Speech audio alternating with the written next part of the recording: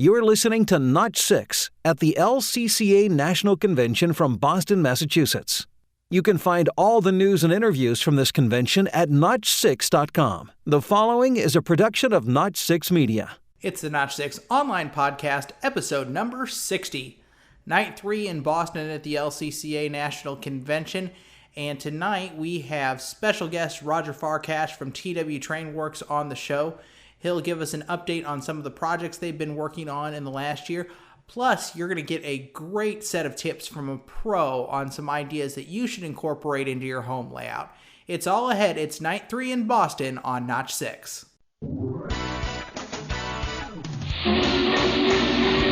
This is the Notch 6 online podcast. Notch 6 is the podcast dedicated to O-gauge trains. Whether you're collecting, operating, or just getting started, Notch 6 is your home for O-gauge news, events, and interviews. Now here is your host, Derek Thomas. Well, welcome to Notch 6 from Boston, Massachusetts, the center of the Lionel universe for this week. Notch 6 is brought to you each and every episode by your friends at Trains.com. That's Trains spelled with a Z. If you're looking for parts, Trains now has over 7,500 different parts, and most of them have pictures. So if you're not good with parts numbers, you can look at the pictures at Trains.com of over 7,500 parts. Thanks to Trains for sponsoring the show and helping get us to Boston. We're back. It's Tuesday, and Al Kolis is here as my cohort and my co-host. Welcome back, Al. It was a good day in the LCCA. It was a great day in the LCCA, Derek. We had an exciting day. It was kind of an American history day for us. And that's one of the great things about having a convention in a different city every year. We get to experience firsthand the unique personalities of each city that we're in. And obviously Boston played a key role in our independence. And so we had a walking tour, the historic Freedom Trail. We had another tour that was a riding tour for that. People had an opportunity to see the wall at the Green Monster at Fenway Park, and a Boston Duck tour ride that these are the multicolored World War II amphibious vehicles that navigate the streets of Boston. So it's just a really cool American History Day. We had a Tea Party Ships museum tour. And then tonight we're going to have a genuine clam bake. So you can't go to the Boston area without having a clam bake. It's unique to the area, and we want our members to experience and enjoy that. So it's been a great day. We already had one train excursion, so today was kind of American History Day. As you know, Lionel is coming in today. They're setting up. They brought their tractor trailers full of their layouts and trains. So they're going to be fully operational and running at the DoubleTree Hotel in Danvers, Massachusetts, starting tomorrow, Wednesday. Wednesday morning, we're going to have the grand opening, and they'll be running trains from 9 to 2 on Wednesday and Thursday, and then from 4 to 8, and then from 9 to 3 on Thursday and Friday, and then 9 to 3 on Saturday. So if you're in the area and you're in Boston, stop by the DoubleTree Hotel and stop by and say hi. Maybe join the club and have fun and experience the magic of Lionel trains. Spread the word. Absolutely. Yes, absolutely. If you are in the Boston region, even if you're a few hours from Boston, this is definitely worth the drive in to see. It really is a great experience. You know, talking about the historical aspect of these conventions and just recalling the past few conventions, with Chattanooga, you know, you had the Great Locomotive Chase from a historical aspect. With Indianapolis, you know, you got the history of the Indy 500. You know, with Boston, you get true American history. And that's one of the neat things that you and I have talked about every time we've done a convention podcast together like this, is the fact that these conventions are so much more than just train conventions. Wherever the LCCA goes, you get to sample the history of the town that you're in, and today is a perfect example of that. Yeah, and something, we're very family-oriented. We know that if our spouses aren't happy, we're not going to be happy. So we try to make tours that are varied in interest and definitely geared towards the entire family. So it's not just trains. It is a lot of trains, but it's more than just trains. So we have real trains, Lionel trains, and then the unique aspects of the city that we're in. And this year it's American history. The other thing that I like about what we did today is I love this idea of a clam bake. Not only do we show you history, but darn, we feed you well too. Yes, we do. We travel by our stomachs, I think. Our members love to eat, and so food is a very important part of our conventions. Bob Carter, our convention manager, I tease him all the time that he just everything is about food, and that's what he talks about, and that's what he emphasizes. But it's those level of details that our team thinks about that makes this experience of attending an LCCA convention such a worthwhile and fun event, because they do sweat the details. They work on these conventions for several years. It's not just, let's just show up in Boston and have a good time. No, there's a team of volunteers that have been working for several years, a long time, with a lot of different people to make these events happen. One of the things, we talked about this before. I am so grateful to be in the LCCA. My family, my two sons, Alphonse and Vincent, have literally grown up going to conventions, going to see different parts of this country. When you go to a destination-type vacation, you never get to see everything in between. And this forces you to see different parts of our country that make our country so great. You meet good people, and it's the basis for our country. And we are the Lionel Collectors Club of America, and we're proud of that.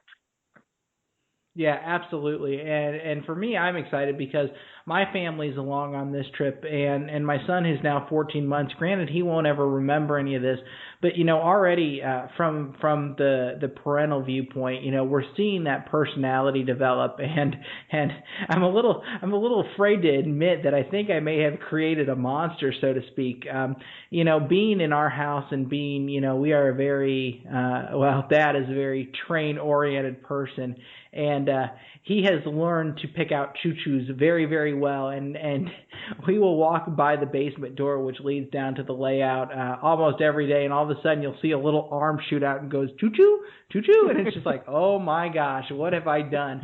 And so, to see his reaction this week as we take choo-choos to the max here this week is going to be really exciting, and these events are built for the entire family. And, my wife as well is, we had kind of talked about, does this make sense for a family vacation this summer? And, the funny thing this week has been as I have been focused on getting the podcast ready to go, she's sitting here watching what you're posting on the O-Gauge Railroading Forum, on the LCCA Facebook page, and she's telling me about all the exciting things that are going on in Boston. And it's just, it's been fun to watch her dive into this as well. And so, we can't reiterate enough that, the LCCA convention really has the potential to be a family event. Well, that's great, Derek. And, you are walking the talk.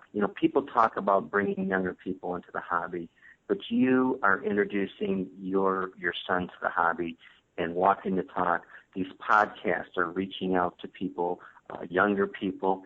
It exemplifies the effort that you're making to introduce this hobby to the next generation of people. And that's what it's all about. I sense a strong responsibility to do that. We obviously don't want to alienate our classic collectors and adult members, but we do want to reach out. We do want to evolve. We do want to attract younger families. We want to perpetuate this hobby, and that's something that we take very seriously. But thank you for walking the talk, and this is your son's second LCCA convention already, and he's only 14 months old. That's great.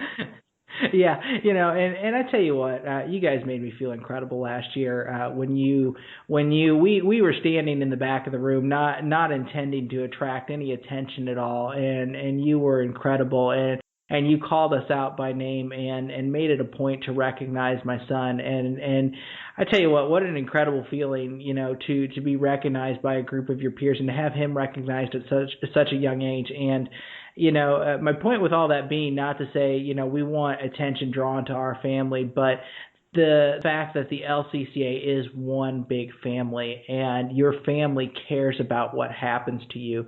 When there is, somebody gets sick in the club, when somebody passes away, or when great things happen in the club, your fellow comrades are right there behind you, and they're there, offering sympathy, offering support, offering encouragement, and they celebrate along with you as well. And that's, we hear all the time about clubs being a thing that's kind of dying, and younger folks just not being interested in clubs. But as somebody who's a little bit younger, I think that's one of the things that surprised me, and in a good way the most, is just the fact that you've got a group of people who are going to get behind you, and they become friends, and that's pretty incredible. It is. And Derek, I on a personal level, I remember in 1995, I took my son Alphonse, who was 3 years old, to our first convention in Des Moines, Iowa. And I was apprehensive about, having a child in the fishbowl where everybody can see him, and just, really concerned about, the welcome that he would receive and the treatment and how other people would treat him. And, we've gone to a lot of training shows and different organizations, and the LCCA was the most welcoming, family-friendly. Vi Dubé, I considered her a mentor, helped me out registering for the convention, set the tone, just welcomed my son with open arms. Numerous people were so kind and generous to my son. It was a great experience for him, my wife, and my family. And Vi asked me to do one thing. And she said, all I ask is that if you ever have a chance to help somebody else out, you do that. And that's what I did. It's just something that, and I asked the same thing of you, Derek, if you get a chance, help somebody else that has a young child getting into the hobby. And before you know it, it just gets contagious, and it just grows and builds and just gets better and better. It's an amazing club, an amazing hobby. Absolutely. That's why I did it, Derek. So I owe it all to Vi Dubé. I think that's a good place to wrap it up for this evening. We have a great feature interview just ahead of us. So we're going to call it a night here, Al. It's Wednesday tomorrow, and we're going to really start kicking this thing into high gear tomorrow. So we will talk to you tomorrow, and we will be back with our feature interview right after this on Notch 6. Before tonight's feature interview, I want to take just a moment and let you know about a special deal we have from the Madison Poster Company in honor of the LCCA National Convention. Head on over to our website, madisonposter.com, and there you're going to find the only reproduction of Lionel dealer posters in the entire world. And these posters are pretty outstanding, if I do say so myself. These are the big, giant murals you remember seeing in the department stores as a kid growing up, those ones that hung behind Lionel's amazing display layouts. Anyhow, head on over to madisonposter.com, use the keyword Boston at checkout, and for a limited time, we'll pick up the shipping on your poster. That's madisonposter.com and the keyword Boston for free shipping until August 7th, 2015. This is Notch 6, your first source for breaking news and in-depth interviews in the world of O-Gauge. Well, welcome back to Notch 6 at the LCCA National Convention in Boston, Massachusetts. Time for our feature interview this evening. You know this guy well. He's become a staple almost as much as Al Kolis with every convention show that we have done over the last 3 years. He's Roger Farkash from TW Trainworx. Roger, welcome back. It's good to have you back on the show again. Oh, Derek, it's always great to see you again. One of the reasons I love the convention is that this is our chance where we kind of catch up with everybody all year. And so I want to open this thing up by talking about where TW Trainworx has been since we last caught up with you guys last July. Tell me about some of the projects you guys have finished over the last few months, places where you guys may have gone back and made changes, such as Grand Central over the Christmas season. Just give me a recap on your year so far. Wow.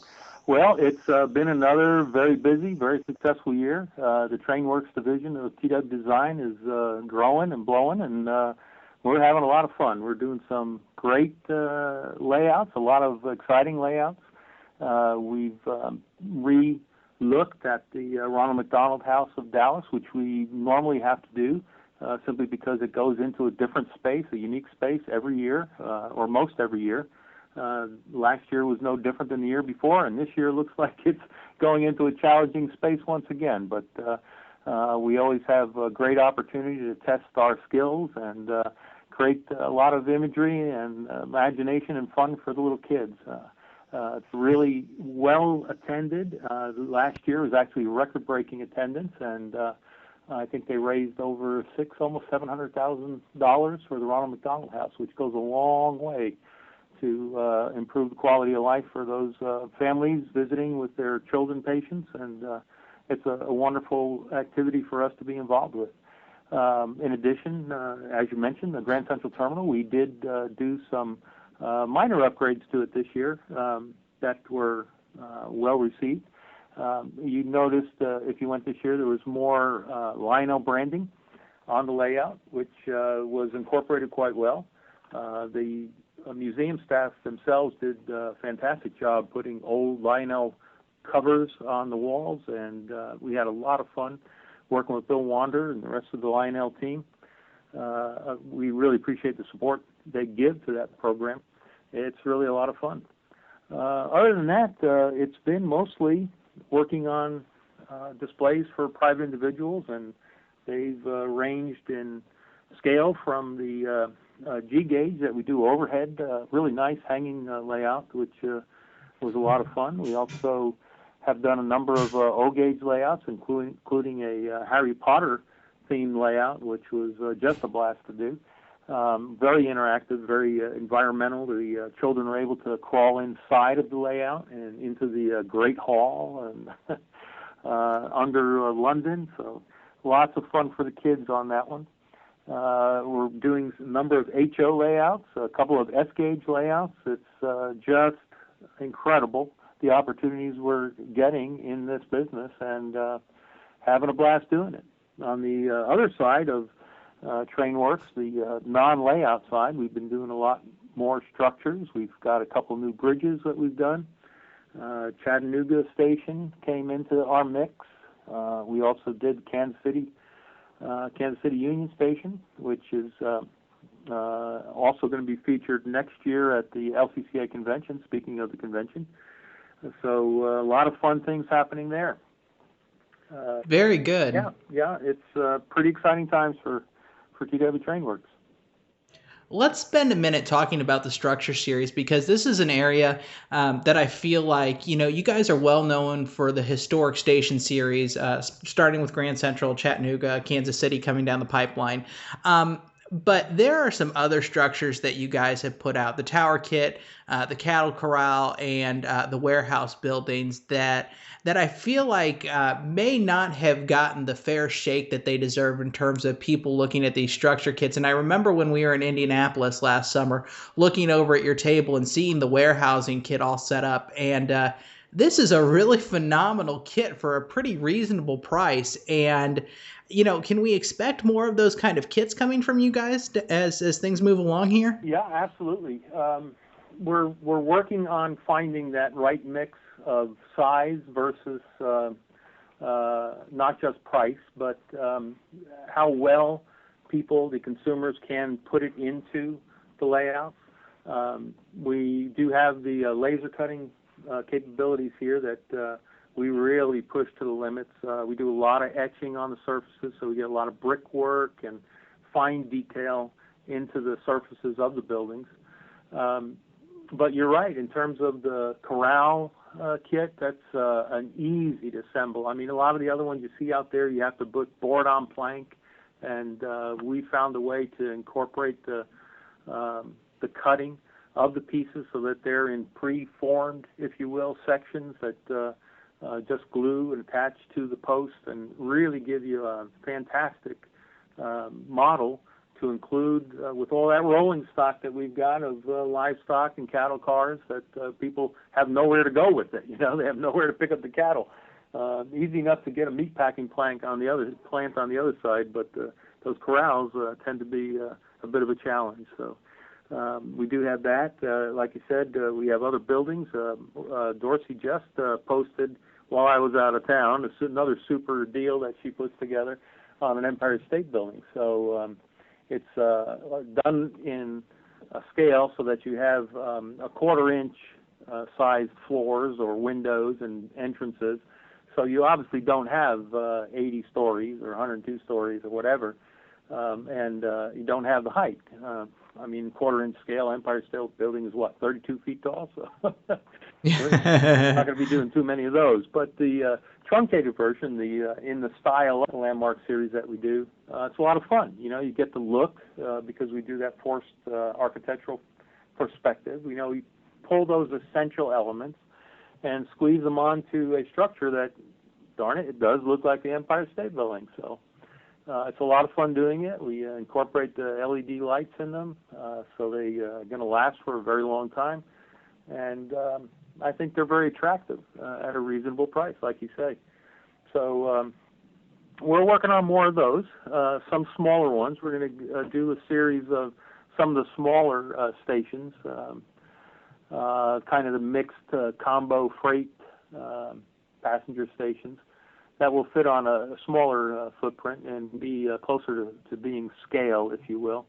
We're going to do a mix of wood-clad, Victorian, turn of the century, and also some of the stucco and brick of the different areas that you'll see across the country as well. A couple of deco ones. Some may be interpretations in terms of we'll take that style and put it into a station that is attractive and will fit on a lot more layouts than doing a Kansas City station that takes a considerably larger footprint. Also have clients that are asking us for train sheds and other elements that they can incorporate to specific stations, and we'll be looking to do a variety of those that are done in a more modular fashion that you can even put onto curves. So some fun stuff, and we know that the public's going to be interested in them. We're also working on some train furniture, so that's something to keep an eye out for. I would say that's in the next 6 months, maybe even time for some Christmas. So. Okay, you got to give me a little bit more than train furniture. Give me some abstract ideas here about what we might be talking about, because we've seen the bar stools from other manufacturers before, but it sounds like you guys you're gonna go down an alley that no one has gone down. So while not being too specific, give us a taste of what might be coming. Well, if you think of in terms of the comment that you most often hear about gauge trains is there's not enough room for it. Well, if we're right, people are going to say that that's a good answer for multi-using furniture. Whether you stretch your imagination a little bit, and I think you could probably come up with some possibilities, and that's the area that we're going to be exploring. Okay. People that say, I don't have room for layout, well, this, I think, might just change your mind. I have some ideas floating around in my head, and knowing the level of execution that you guys do it to, I think you very well may surprise some people and change some people's minds about, do I have room for a layout? And I like that idea of mixing art with functionality, and that's something you guys have done for years. And it sounds like this project may take that to the next level in a very literal sense. Oh, absolutely. Absolutely. Going back to the structures for a minute, something I want to ask you about. Within the past year, you guys have also started introducing, I guess what I would call add-ons to your larger historical station structures. And that started with the Grand Central Terminal base. And then also it sounds like you guys are adding a baggage room to the Chattanooga station. Were you guys surprised by the demand? Obviously these are large structures already, but it sounds like the demand has been there to warrant the design time and the execution. It is. It's still on a limited basis, but there's enough of a market there, and the flexibility that we have to react to those kind of requests, I think, are what's driving a lot of those requests. People see what we're able to accomplish, and again, how we listen to what the customer is asking for.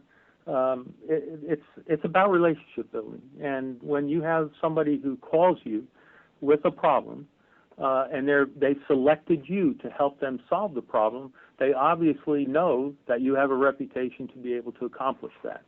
And that's where we have focused our energy.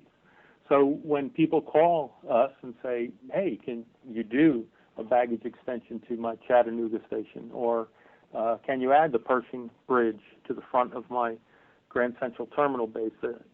We've got those answers, and we want to respond to those questions and give those items to the public. So it's an exciting time, and we like positioning ourselves that way to be responsive and to help people get those pieces that they need. And there's a price tag with those, obviously. You know, when you walk in the door first and say, can I have this, it's a one-of, you know. We can do that. And there are other times when we have 3 or 4 people that are in line saying, I want that too. Well, economies of scale kick in, and then we can do more. So it's an exciting time. It's a fascinating time in terms of being able to move quickly with clients like that, with customers like that, and we're excited by it. Yeah, that's one of the places where I think you guys really have an advantage. You know, some folks that listen to the program know that TW Trainworx is one arm of TW Designs, and with all the stage and large format building that you guys do in other arenas, it allows you guys to house quite a variety of equipment that many custom layout builders don't have access to. Because you guys are diversified, you guys have been able to invest in some routers and some laser cutting items that other people, there's no way they're going to be able to afford them if they're just focusing on custom layouts. And because of that allows you guys to react very quickly and very professionally in terms of the materials that you guys are turning out. Well, it's the laser, the plastics, the metalworking. We have a complete metal shop. You know, a lot of the stage scenery and the large display type of elements we produce require really heavy-duty type of structures. It also is one of the advantages in terms of when somebody comes in and says, can you do a 13-foot bridge? Well, sure we can. You know, because we've had that experience in doing larger structures and understand not just the artistic element that has to be included or the architectural, but the structural, the engineering aspects of what it's going to take to accomplish those tasks. So, yeah, you're right. Having that wider industry that we serve in terms of the TW design side, it gives us a lot of other capabilities that some other people might not have. Absolutely. And I want to recommend to people, if you're into the social media scene, check out TW Trainworx on Facebook, because if you're looking for updated photos on a regular basis from these guys, and a lot of the questioning that Roger and I are going to talk about tonight actually comes from me looking through photos on their Facebook page. Now, what I want to tell people, especially looking for the Facebook page, because it gets confusing to me from time to time, there is a space between the T and the W, and then Trainworx is spelled Trainworx. So it's T space W space Works, Trainworx, excuse me. And check out their Facebook page. Dorsey does a great job posting photos on a regular basis, and you can watch these layouts come together from the ground up. And that really, if you're planning a layout at home right now, looking at the photos of how Roger and his crew are putting the layouts together in their shop will hopefully inspire you as you put your layout together at home. One of the things that I wanted to focus on tonight, and it's almost become an unofficial theme this week, is layout building itself. And what struck this idea in my mind is, again, going to your Facebook page and looking at how you guys are approaching layout design after the bench work gets finished. Something really interesting that you posted is you guys are actually printing the layout full scale on a large format printer and laying this paper down on the bench work. So you can see where every accessory, all the track is placed. What advantage is that giving you guys as you build these layouts? Well, there's a couple of different advantages to doing a paper pattern and literally placing that pattern on the entire table. Number one is just efficiency. Instead of having to measure out or lay out the track and get it in line and lined up, we can lay it directly on the paper pattern. And if we have to make a slight adjustment, we can easily do that, just sliding it on top of the paper. One of the things that you'll probably note, and a lot of people question this sometimes, but our tables are essentially a solid table. In other words, it's not the open frame that a lot of people do. We can design in and build in that multiple layers when we need to, but we often start with a solid table because many times we'll be working on top of that table, and we want to be able to stand virtually anywhere. So all of the framing, all of the base work that we do will support our weight, and some of us can be substantial in girth. So we make sure that although it's rather lightweight materials that we use, they're, again, structurally designed so that they can support the weight and still allow us to do a variety of terrain changes and elevation changes that we build up on that structure. All of our designs include raceways that are built into the table design so that all of our wiring is flat up against the bottom of the table. It makes it real easy for transporting, which obviously if we're building a layout in the shop, we have to be able to take it apart, and ours do unbolt and just go out in sections, so it's very easy and quick to install. In terms of the other additions to the paper pattern is, like you said, we can locate every one of the accessories or signals. Doesn't matter what. I mean, we literally know where all those parts and pieces are going to be. And again, we can make changes quickly because it's just paper. You know, we're not cutting up a lot of wood to find out that, oops, that radius was off by 1/8 of an inch, you know, and the tracks don't meet anymore. So it's a lot of fun to work with that type of technology, and again, the guys love it. They work faster and work cleaner. Something I want to ask you about, and this is just noticing from the pictures, obviously it looks like that when you guys are printing these large format plans out on paper, what software are you guys using? Is it something that you guys have created in-house, or is it something commercially available that the average home hobbyist can go out and grab and lay out their plans in that software? Well, you know, Railroad Track still is a pretty darn good basic program that we use in a lot of applications. For essential track laying, it does a pretty decent job. There are some quirks in some of the programming that you have to adjust and scale, and over time, if you know about them, you can build it into your designing. But when it comes to all of the structural type elements, we do all that in AutoCAD. That's what I was brought up on in terms of my schooling, my education, late in life actually, but it is the platform that I started working on, and I continue to use it. And all of our construction drawings are, again, all done in AutoCAD. I can literally build the units in the computer so that when we put them out on the floor for production, we know how it's going to go together before we cut a single piece. So.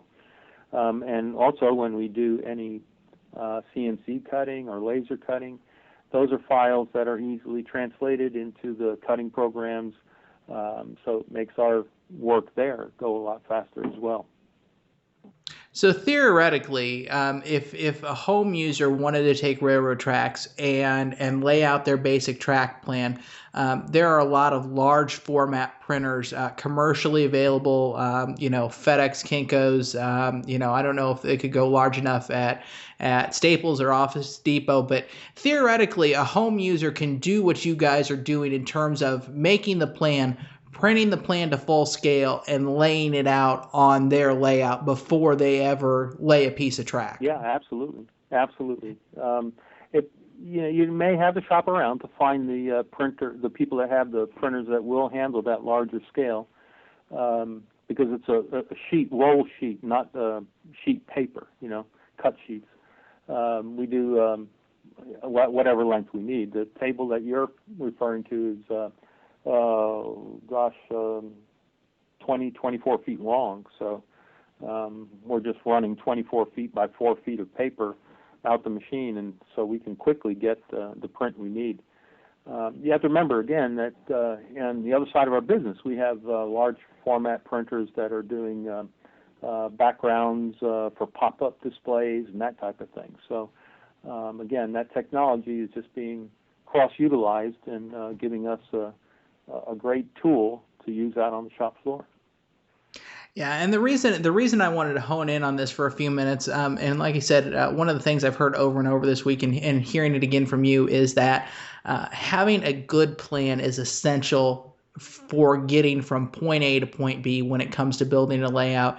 And it seems like, it may be a challenge to find the right printer, but from what I'm hearing from you, in the right scenario, especially if it's a larger layout that a lot of time has gone into with designing to get it right, that it may be worth the investment of finding somebody who can print that plan out and that somebody can lay it down. And it really helps to visualize where everything's going to end up before you start laying track and then end up making 10 changes after you start laying scenery. Oh, yeah, absolutely. And, it's the other thing is to not just look for a Kinko's, but there's a lot of communities, maybe it tends to be more in the large cities, but I see it a lot more often than not, that there are co-ops that are being put together where the groups of people, some students, some engineers, retired people, are investing, they're pooling their money, and they're buying 3D printers, they're buying large format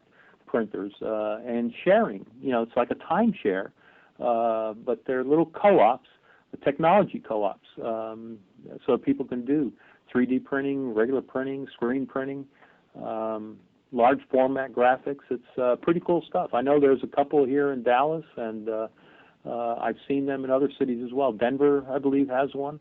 So you just call around and look around. A good place to look for that type of information, obviously, is going to be at the university or colleges, if you have those locally to turn to.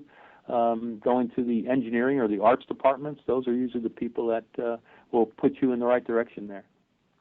Yep, and I can speak to this from the Lafayette side. And granted, we have Purdue in our backyard, but we are starting to see those co-ops come to what would be considered a smaller city. And the other thing that I found with Madison Poster Company, obviously we have to run posters at a very wide and long size. And if you find the right printer, and they are out there, and I think, and this has just been my experience, if you find the right printer with the right equipment, they're more than willing to, help out with these kind of projects, just because it's something different. It's not another banner. It's not another wrap. And, that's just been my personal experience. And that's why we have a great relationship with our printer who runs Madison Poster, is because he's not printing another vehicle wrap. He's not printing another cutout or something like that. And so, going out and doing that research definitely can pay its dividends. Yep.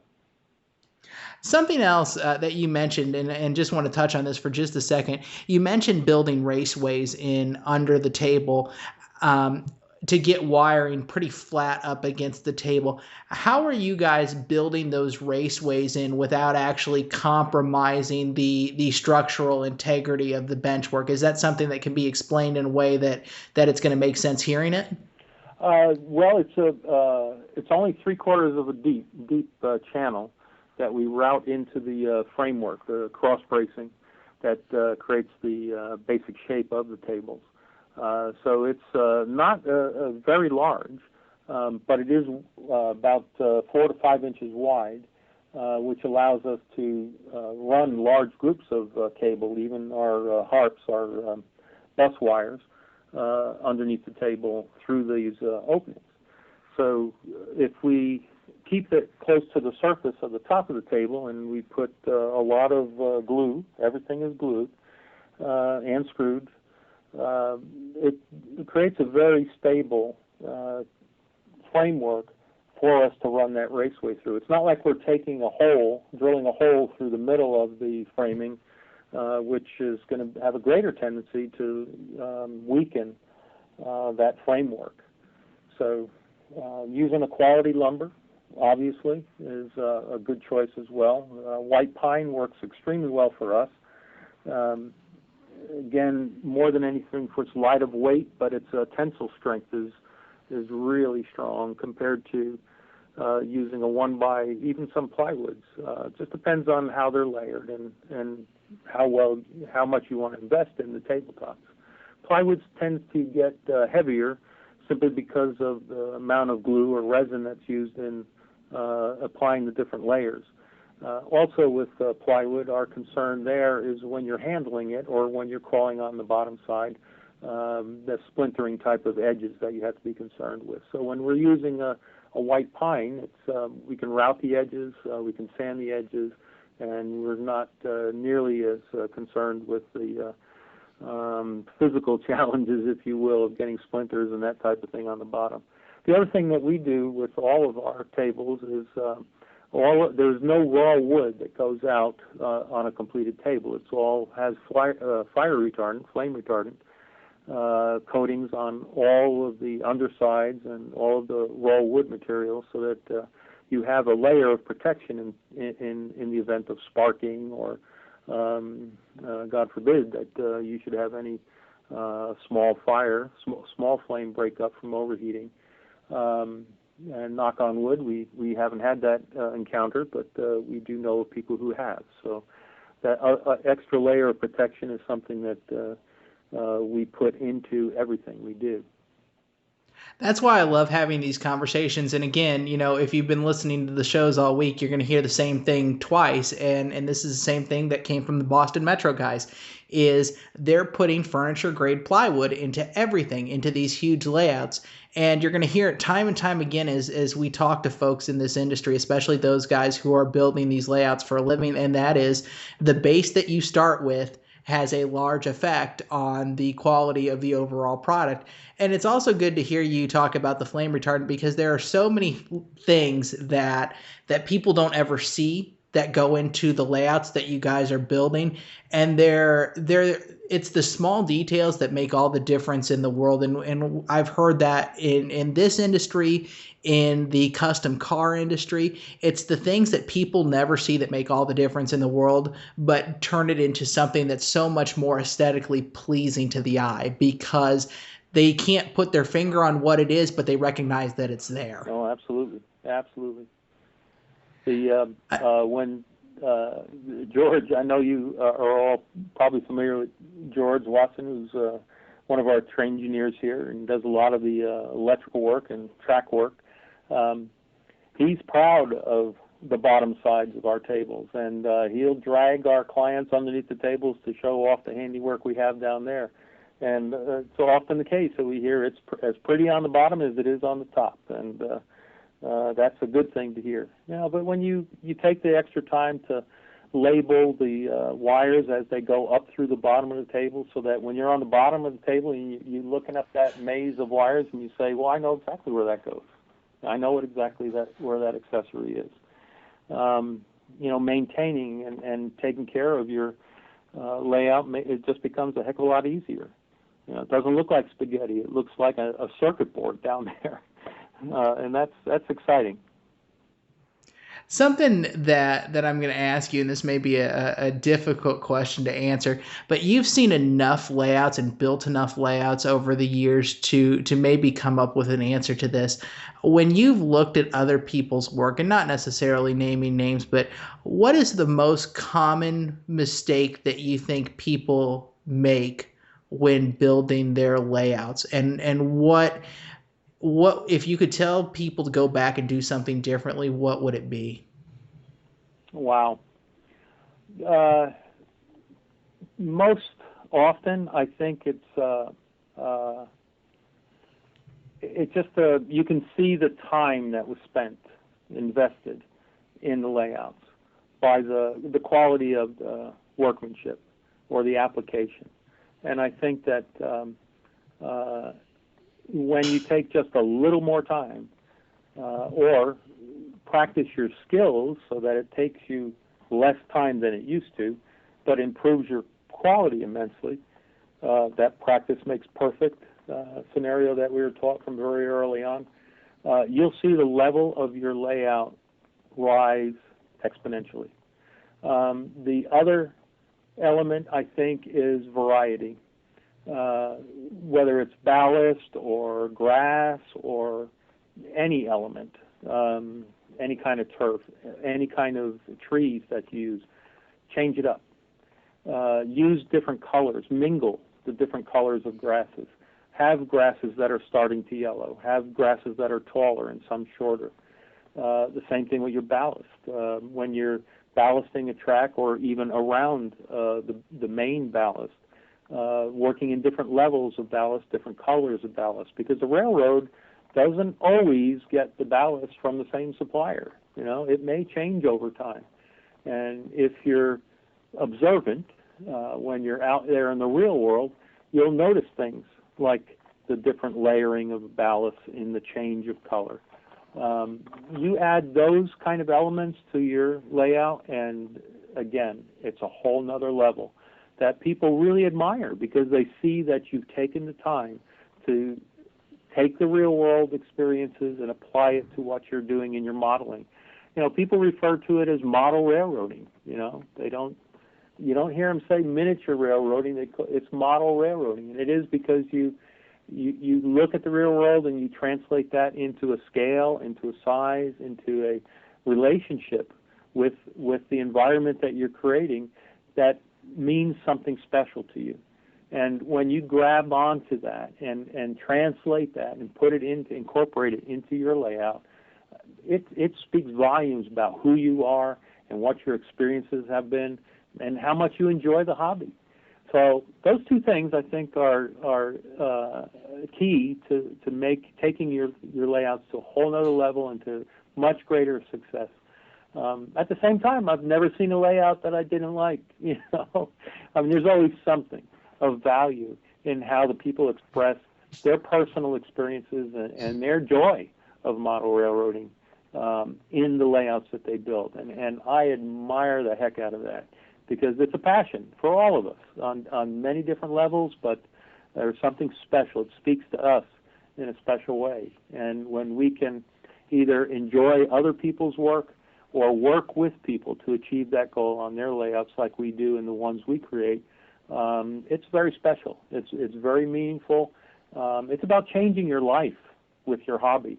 And if you ever read any of Dorsey's blogs, she's big into sharing the blessings of our experiences and our creative talents, and making it a life-changing experience, helping people see their world and their life experiences in their toy trains, and that's magical. It really is. Something I want to wrap up with on two things, actually. We're talking a lot about planning layouts, and like I said, this has kind of become the default topic this week, but I think it's a topic that's so important. People, when they see your layouts, sometimes they see a lot of pictures, but they don't get a chance to see these layouts up close. Something that's becoming a tradition with you guys is your layout festival. Oh, yeah. It's going to happen again this year. Yep. This is a great opportunity. If you are thinking about planning a layout, make the trip to Dallas and look. You can get so close to these layouts, and the guys that built them are right there to answer your questions. So if you're seriously considering, taking that next step to building your own big layout, or if you want to talk to these guys about building a layout for you, the Layout Festival is a great opportunity to do this. Tell me about Layout Festival 2015. Well, it's October 3rd this year. We're pushing it a little bit into the fall. September has become a very busy month here in Dallas for railroad clubs, and we felt that moving it into fall just a little bit, temperatures are a little bit nicer, and we have that weekend all to ourselves in terms of model railroading. So we're going to have the festival again this year. It goes from 10 in the morning till I believe it's 5 in the afternoon. It's either 4 or 5. But Dorsey has that out in the magazines, the trade magazines, and obviously on our blog and Facebook pages. But it's a great event. We have every layout that we're working on is up and on display. Some of our new products, all of our new products will be shown. Some of the corporate displays that we have the opportunity this year will be once again have the great pleasure of sharing the the BNSF layout, the corporate layout that is shown at the Berkshire Hathaway event each year. Everybody refers to this as Warren Buffett's railroad, and indeed, in many ways, it is. But you're welcome to bring your trains and run them on any of the layouts that we have, and including the BNSF layout. We have a jazz band. We have food trucks. I think this year we're going to do something a little different. I've got someone who has generously decided to participate in the Ronald McDonald charity that we work with, and is going to have food, barbecue, and I think burgers and hot dogs, and it'll be included in the price of the ticket. Again, I think that is still being set, but it's not a big increase, maybe $4 or $5, but it's, chow up, head back as many times as you want. It's a great opportunity to have some fun.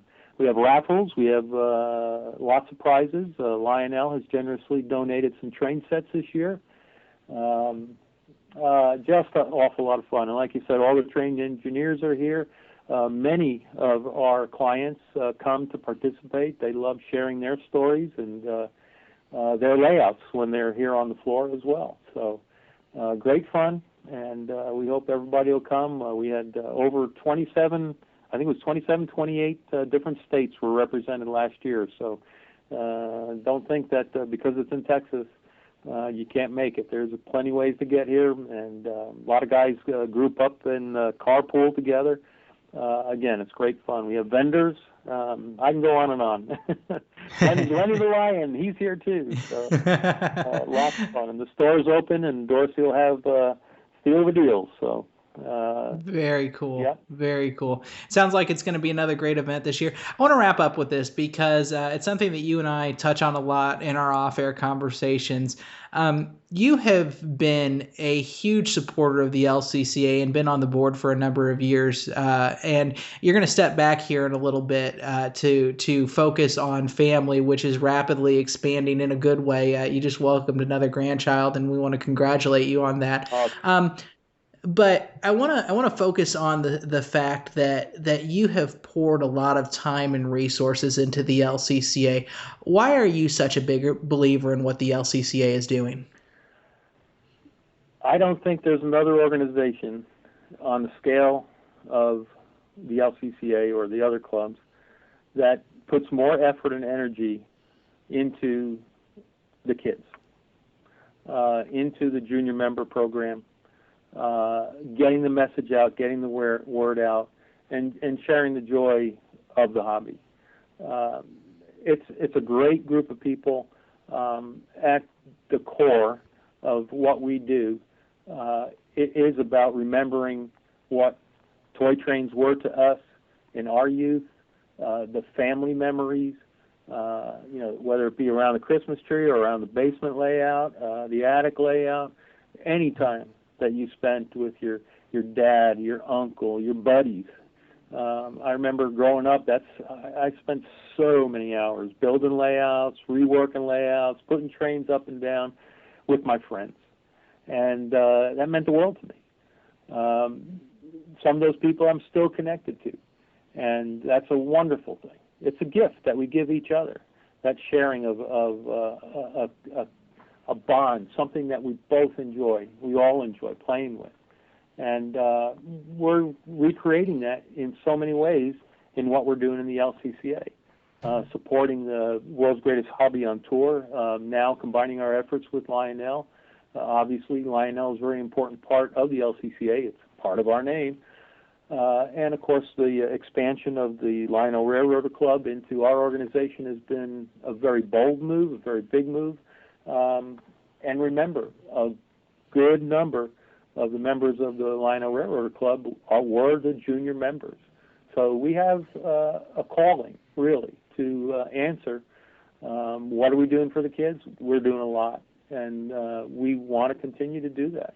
So, yes, I've been a big fan of it, and obviously with 2 grandsons now, an even bigger fan. So trains and more trains, and the LCCA is the way to go with it.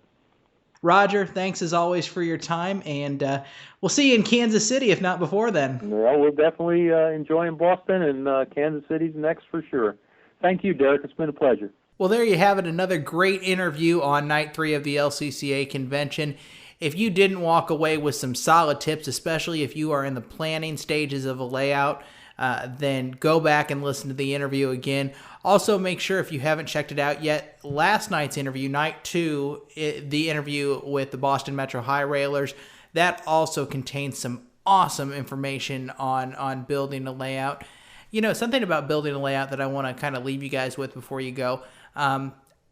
Usually a layout is not a one-time deal. Most of us will go through a few different incarnations of our layout before we're done with the hobby. So no matter where you're at, if you walk down into your layout and you go, oh my gosh, this is terrible, don't get discouraged. That's how we get better, is we go back and we do things and we learn, and that is how we grow, my friends. None of us got here overnight by just doing it once and getting it right the first time. So be inspired, be encouraged. If you don't like the way something turned out, go back and do it again.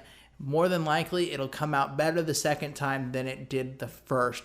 Thanks to Dennis Hall, our producer and editor, for his awesome work on the show. Thanks to Al Kolis, my co-host. More information on Notch 6 can be found at our website, notch6.com, on our Facebook page under Notch 6, and make sure you sign up for our emailing list on the website on the upper right-hand corner. That's where you get all the latest news from us. We'll be back tomorrow as we start to bring in the big guns from Lionel, and we start cranking out some exclusive news and interviews. We'll see you tomorrow right here on Notch 6. Thanks for listening to Notch 6, the only podcast dedicated to O-gauge trains.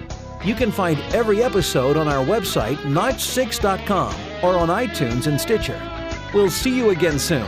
Until then, be sure to keep it in Notch 6.